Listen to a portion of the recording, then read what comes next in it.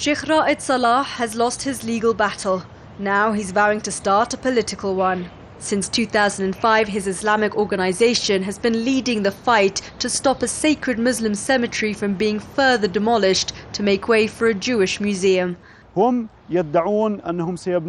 claim they want to build a museum for tolerance. But what kind of tolerance is it that comes at the expense of our sacred places and prevents us from honoring our dead?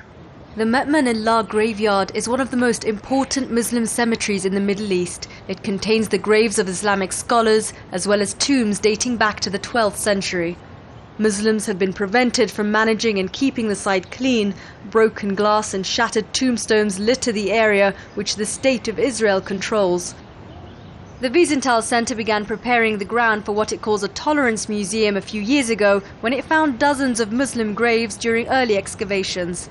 In 2006, the High Court froze construction of the $250 million museum while it heard complaints and legal arguments from the Arab community.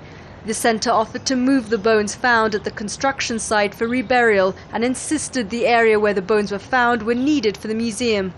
They argue that for the last half-century the site's been in public use and that it was no longer deemed sacred by Muslim courts. But many Palestinians say the court ruling allowing for the building of the Tolerance Museum is yet another example of the Israeli state trying to diminish Arab presence as well as Arab heritage throughout the city of Jerusalem. Some of Huda El-Imam's relatives are buried in the Ma'man-Allah cemetery. She believes that injustices against the Palestinians and their history are continuing. Huda is one of thousands of Palestinians whose family's property was confiscated by Israel after its establishment in 1948.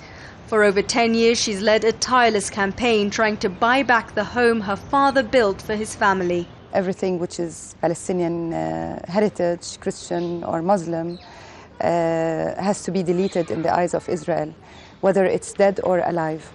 Human rights groups and lawyers say they'll fight the Supreme Court decision. The planned Jewish Museum of Tolerance, say Palestinians, is an example of anything but. Sherine, Tadros, Jazeera, Jerusalem.